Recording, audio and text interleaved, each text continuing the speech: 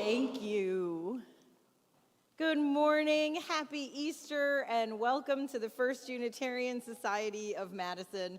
My name is Kelly Crocker, and I'm one of the ministers here. Today I'm joined by my colleague, the Reverend Kelly Asprooth-Jackson, and the worship team of Linda Warren, Heather Thorpe, Stephen Gregorius, and Daniel Carnes. A special thank you to our Cherub Choir and Choristers for being with us this morning. And thank you to all those volunteering in many roles today, our greeters, ushers, hospitality providers, and lay minister. At First Unitarian Society, we question boldly, listen humbly, grow spiritually, act courageously, and love unapologetically. If you're visiting us today, welcome. We're so very glad that you are here. If you'd like more information about First Unitarian Society, please stop by the welcome table located in the Commons through those doors to your right next to the elevator. And we hope that you'll be able to stay and join us for coffee hour immediately after service, also right out there in the Commons. Our flowers today are the gift of John Aronson's family. John's memorial service was held here yesterday. And for those of you connecting with us virtually today, welcome to you as well. We are so glad that you are with us. We hope you'll be able to watch the announcement slides immediately following today's service to find out more about what's coming up here at First Unitarian. Please remember, it is our annual Easter egg hunt immediately after service outside on the playground. How many of you are excited for the Easter egg hunt? Yay! If you did not bring a basket, no worries. There are always plenty of baskets available. So after service, head right out into the Commons to your right, up the ramp to courtyards A, B, C, and then out to the playground. We hope that you'll be able to stay and join us for the Easter egg hunt. And now I invite you to join us in a moment of silence as we center ourselves and bring ourselves fully into this time, joining together once again in community.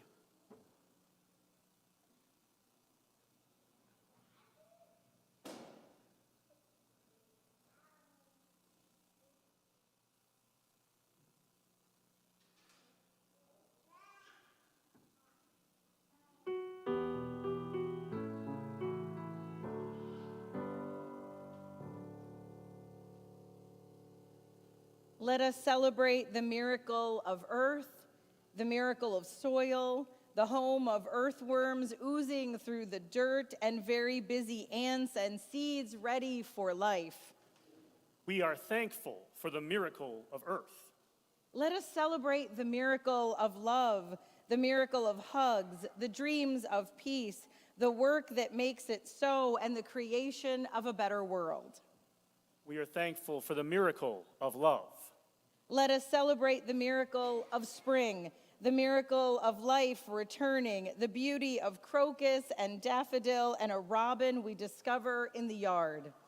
We are thankful for the miracle of spring.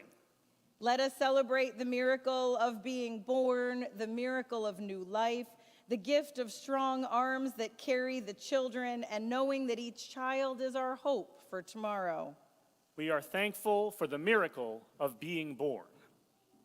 Let us celebrate the miracle of our chalice light, our symbol of freedom, justice, and love, the joy of friendship, the wisdom of searching, and the wonder of this life that brings us together. And as we light our chalice, if you will join together in saying our words. We are thankful for the miracle of our chalice light, mindful of the miracles that surround us all the days of our lives.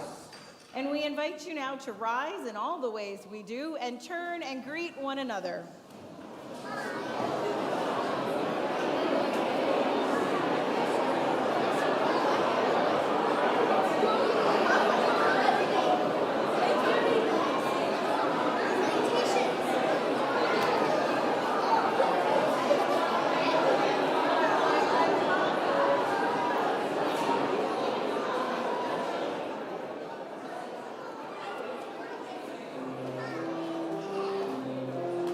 invite you to remain standing in body or in spirit as we sing our opening hymn, song number 61, Lo, the Earth Awakes Again.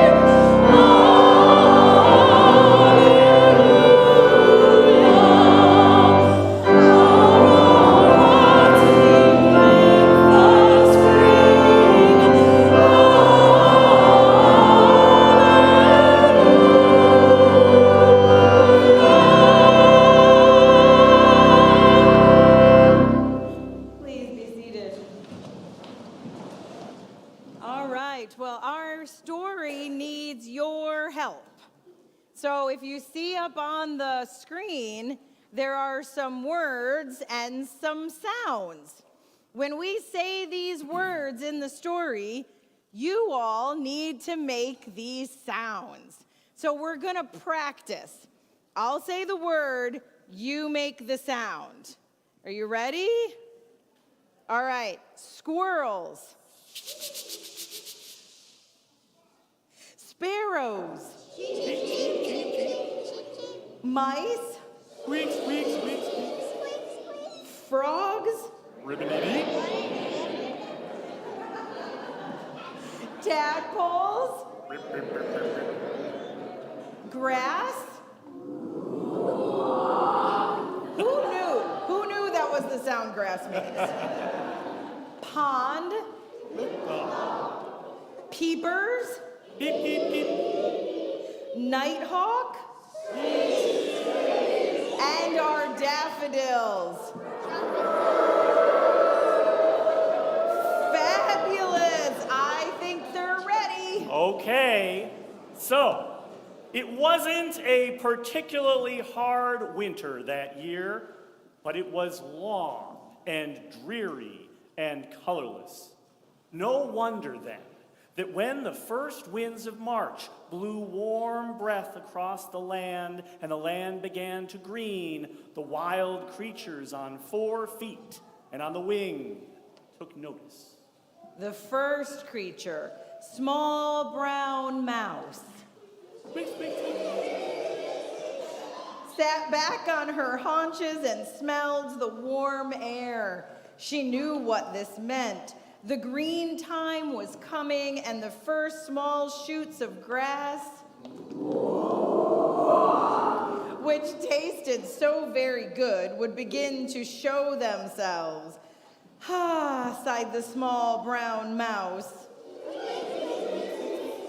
Tender grass to nibble on and to line my nest for my babies. The small brown mouse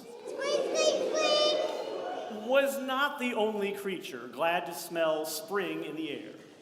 The fuzzy-tailed squirrel scampered to and fro, up and down the trees. He paused a moment to watch a sparrow and her mate work on their nest. Mrs. Sparrow wanted to line the nest with soft lint and grass in a particular way. Mr. Sparrow was getting tired of her bossing, and soon he flew off and hid behind a daffodil, which was nodding in the breeze. Fuzzy-tailed squirrel shook his tail and scampered off. He remembered a spot where he had hidden a particularly juicy horse chestnut. He hoped that the little brown mouse had not found it. High overhead, nighthawk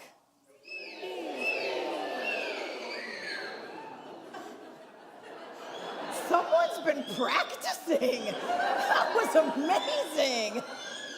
Okay, surveyed the land. His favorite tree was still there, and his neighbor, fuzzy-tailed squirrel, was there too. He passed his winters far to the south, but he was always glad to return to his home. The trees were all fuzzy and green with baby leaves, and the flowering trees were bright with colored petals. And over there were the daffodils, waving and nodding to him. The warm spring sun shone down upon the land, upon the grass, that glowed with green vigor, upon the little brown mouse. As she put the finishing touches on her nest and upon the daffodils, gave warmth to the wings of the nighthawk. As he soared upon the wind and beamed upon the sparrow. Family as they worked, a bit more cooperatively this time on their nest. The sun gleamed at the fuzzy-tailed squirrel as he scampered about. It even glittered upon the pond, far below. Down in the deep quiet of the pond, where the water never quite froze, even in deep midwinter, the warmth of the sun began to heat the water until suddenly the frogs popped out of their winter mud nests. Tadpoles began to swim in the sun-warmed pond. And they dreamed of jumping high into the air to see the grass at the edge of their world. The peepers joined the chorus, and the pond added music to the colors of spring.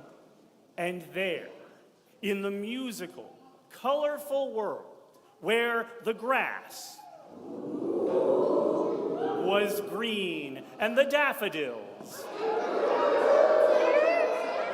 nodded in the breeze, where the tadpoles dreamed and swam in the warm waters of the pond, and where fuzzy-tailed squirrels scampered in the trees as the nighthawk, very excited to be alive, the nighthawk, settled into his tree while the sun shone on down. The little brown mouse had her babies, the sparrows, laid 4 eggs, and what had been the promise of spring became the fulfillment of it.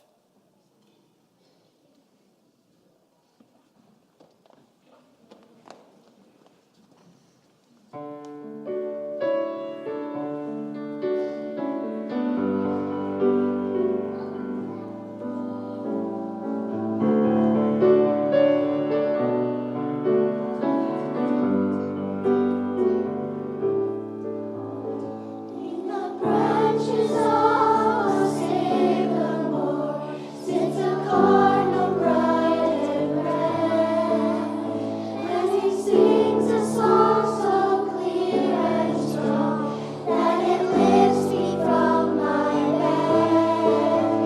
In the morning haze I stand amazed as I watch the new sun rise. My soul awakes as morning breaks, and my heart is stirred to cry. Beautiful, beautiful,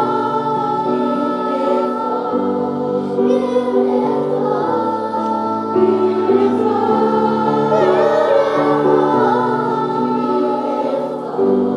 beautiful. There's a path leading through the woods, inviting and serene, and I wander beneath its canopies, in the shading cool and green. It leads me to an open field with flowers sweet and wild.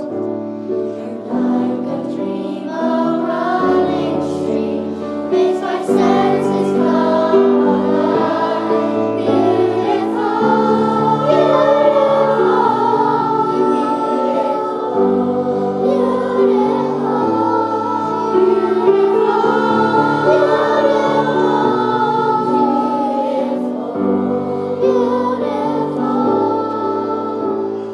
breathless as the world rejoices, all creation lifts its voice to sing.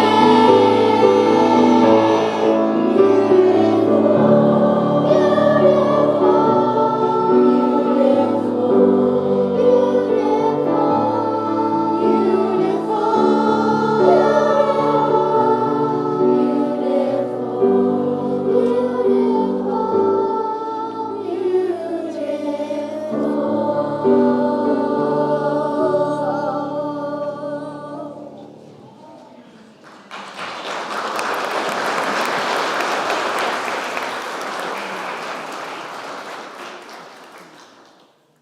Thank you. Now, long ago, in a little cottage, there lived 2 sisters, Lady Winter and Sister Spring. The day came, as it had every year since the beginning of time, for Lady Winter to step aside. Soon Sister Spring would wake from her 9-month sleep to cover the world in every shade of green. The thought of a dreamless sleep through the lonely months ahead made Lady Winter frown. She lifted her face to the falling snow. Flakes fell like tears from her cheeks. The cold white of snow and blue of ice are the only colors for me, she said. That sister of mine thinks her spring is so much better. Who needs pink and yellow flowers? What good are hummingbirds flitting through the trees? A perfect world would be cold and white every day of the year. Lady Winter slid a slender finger along her regal nose. She tugged at her long, silvery braid. If I think hard enough, perhaps I can find a way to make it winter forever. Lady Winter tiptoed into the room where Sister Spring lay sleeping in her bed. Her wild tangle of curls spilled across a leafy pillow. How pretty she looks in sleep, said Lady Winter. It would be such a shame to wake her. Then she smiled, a slow, thoughtful smile. Out of her magic basket, she pulled a shining ball of yarn. All through the evening, her chair rocked and creaked. Click, click, click. Her knitting needles moved back and forth, and by morning, Lady Winter had knit a cold white blanket and several smaller ones. She crept into Sister Spring's room and gently placed the blanket over her sister. So long as you wear this, you will sleep. Lady Winter brushed a stray lock of hair from Sister Spring's forehead. Sleep well, little sister. Robin sat on the windowsill of the little cottage, with his plain brown belly pressed against the window pane. He watched everything that Lady Winter did. "Oh no," he cried. "Sister Spring mustn't sleep forever. What will we do without spring?" He spread his wings and soared up into the sky. "I must get help." He called all the forest creatures together. He called bear and beaver, skunk and squirrel. He called caterpillar, ladybug, and snake. He called maple tree, river, and wind. "Listen to me," Robin shouted. "We must find a way to wake Sister Spring." Bear's black nose snuggled through a bush for some berries. "I'm big and powerful," he boasted. "I will wake her." Robin discussed Bear's plan with the other forest creatures, and they agreed Bear should be the first to try. Bear waited until nighttime. He crept into the cottage. Bump, clatter, thump. Bear was big and clumsy. Lady Winter heard him lumbering about. She grabbed the handle of a broom and chased him out the door. You need to be taught a lesson, she scolded. She waved her arms over her head, and all the berries disappeared from the bushes. Then she put a white sleeping blanket over Bear. He crawled inside a cave and fell into a deep sleep. The forest creatures heard of Bear's failure.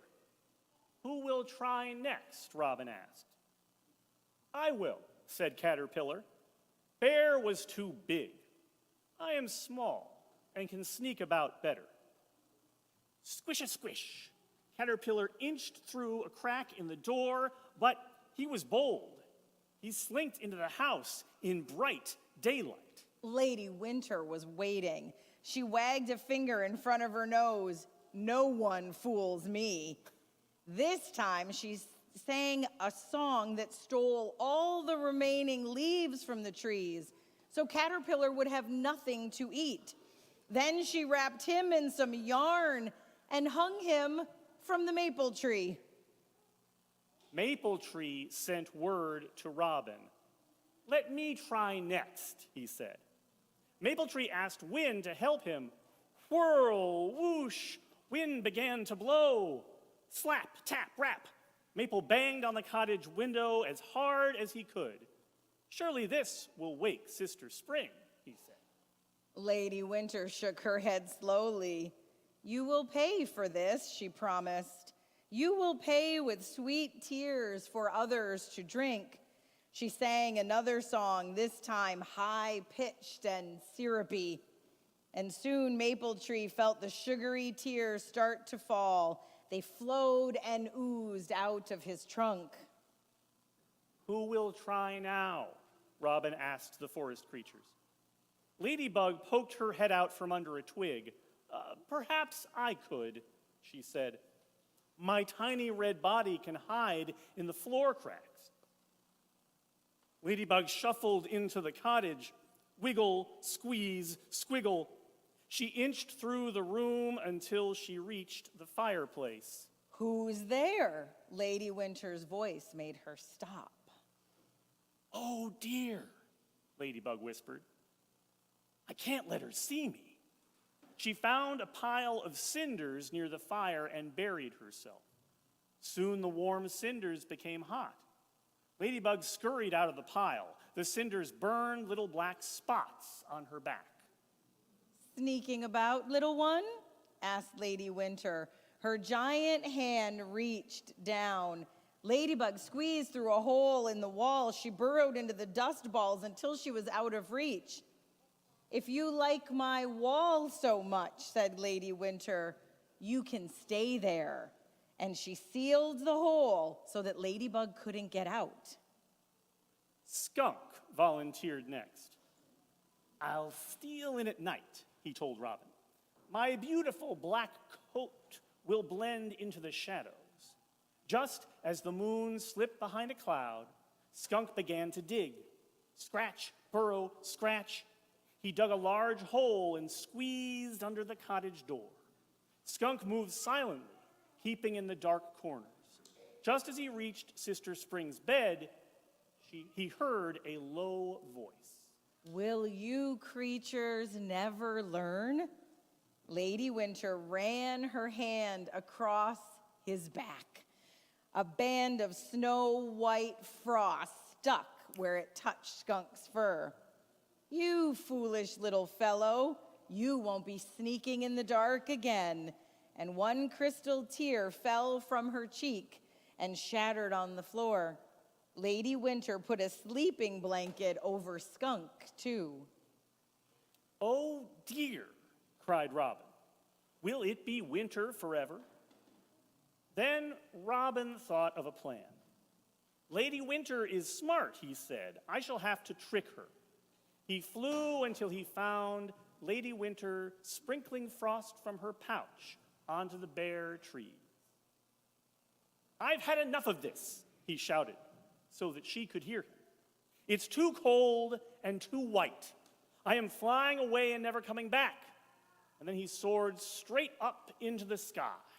Up, up, up Robin went. Soon the clouds were far below. He soared past the moon and the stars. He didn't stop until he found Mother Sun. Mother Sun, will you give me some morning light to wake Sister Spring, he called. Mother Sun creased her forehead and considered this request. That depends, she said. Morning light is precious. What will you give me in return? Robin thought hard. The only thing he owned of value was his beautiful singing voice. I shall give you my voice, he said, and he sang the grandest song you ever heard. When the song was finished, Mother Sun's smile glowed bright yellow. Very well, but you must come and take the morning light yourself. Robin flew closer. The heat made it hard to breathe. He winced as the feathers on his belly caught fire. His plain brown belly turned a bright orange red as quickly as he could. Robin grabbed the morning light and headed back to the forest. Robin crept to the window of the little cottage. Tap, tap, tap. He rapped with his beak on the window pane. He shone the morning light into Sister Spring's eyes and called, up, up, up. Sister Spring stretched and yawned. She opened her violet eyes and smiled at Robin. Thank you, Robin. That was a fine sleep. But now I must get to work and make things grow. Then Sister Spring woke Bear and Skunk from their long winter sleep. She returned the leaves to the trees and the berries to the bushes. She released Ladybug from the cottage wall. Sister Spring found Caterpillar and unwrapped the yarn. She gave him beautiful colored wings to thank him for his bravery. She dried Maple Tree's tears. Spring came back to the world. Grass covered the ground with green, flowers poked their pink and yellow heads through the earth, hummingbirds flitted about the trees once more. Lady Winter stood at the cottage door and scowled at Robin. "Never let me catch you." Then she slowly closed the door behind her. "Oh dear," said Robin. "From now on, I'll need to be careful." He flew into the forest, vowing to stay out of winter's way. And that is why, to this day, you will never find a robin in the winter. His belly is red, and if you listen carefully, every spring you will hear him call, "Up, up, up."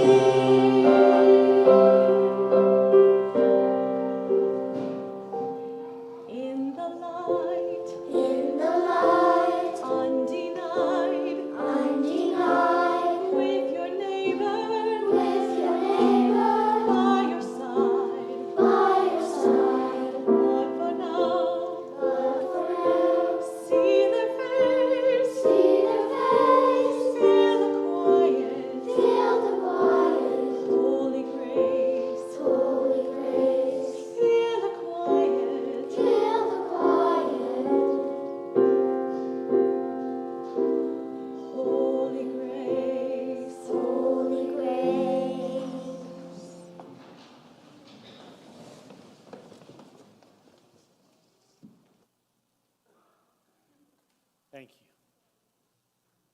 I invite you now into this time of giving and receiving, where we give freely and generously to this offering which sustains and strengthens our community here, and also our outreach offering recipient, who this week is the Array It Forward Fund, a project that FUS initiated with our partners at Renew Wisconsin.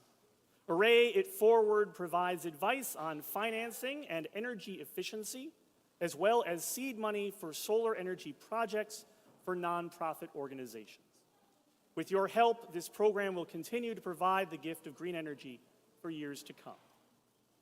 There are multiple ways to share your gifts this morning. Baskets are now being passed here in the auditorium for cash or checks. You can donate directly from our website, fusmadison.org. And you'll see on the screen our text to give information as well. We thank you for your generosity.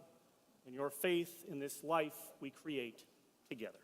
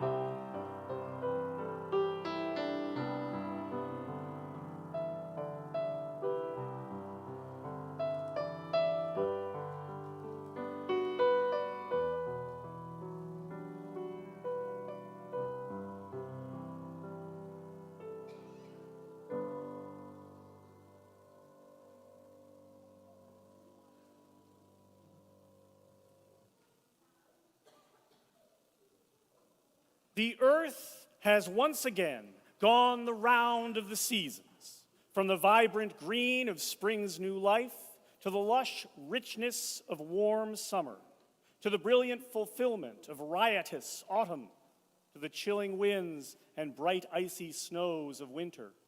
Now we stand again, entranced by the promise of new life in the spring. Here at this moment when we hold the hope of spring, at this moment, in this act of faith, we find a new beginning in the purple of the crocus, the yellow of the daffodil, the dawn song of unseen birds. At this moment, we gather, as humans have always gathered, to celebrate life, to celebrate rebirth, to celebrate hope and love.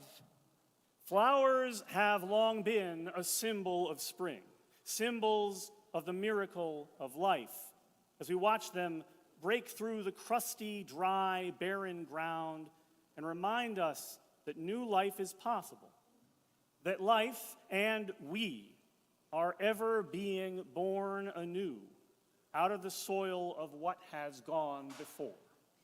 So today we would like to give each child a flower bulb to take home and plant.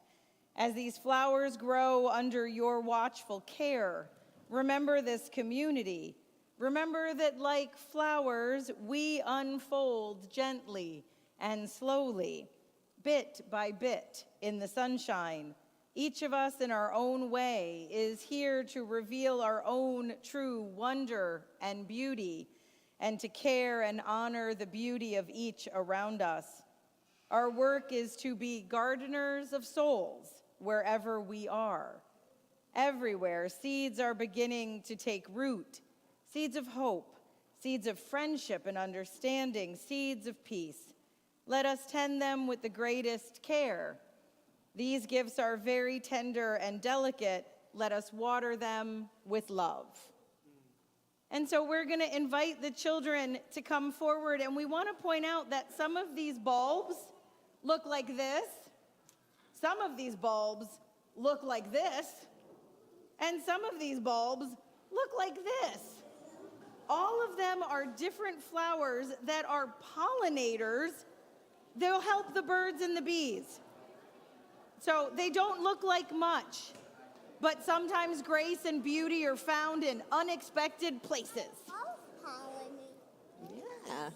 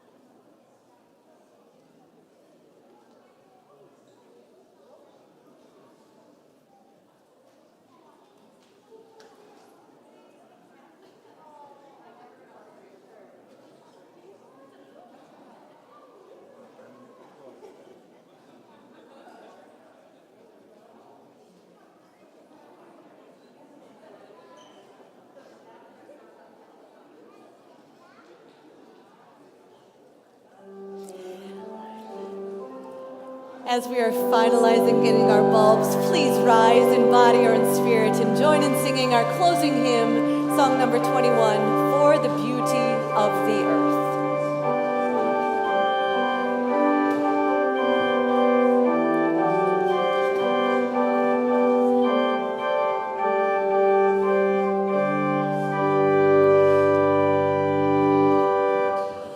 For the love which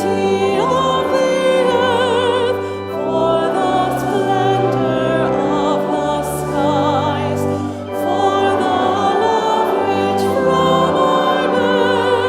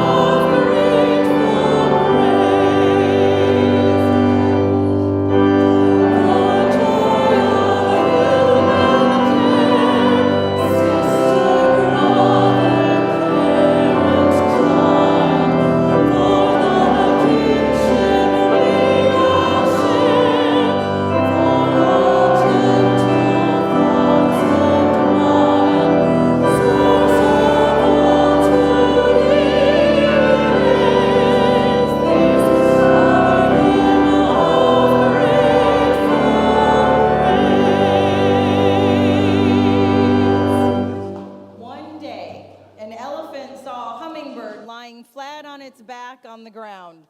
The bird's tiny feet were raised up high into the air. "What on earth are you doing, hummingbird?" asked the elephant. The hummingbird replied, "I have heard that the sky might fall today. If that should happen, I am ready to do my bit in holding it up." The elephant laughed and mocked the tiny bird. "Do you think those little feet could hold up the sky?" "Not alone," admitted the hummingbird, "but each must do what they can, and this is what I can do." May we go forward this day with a promise in our hearts to each do what we can for spring, for love, for life.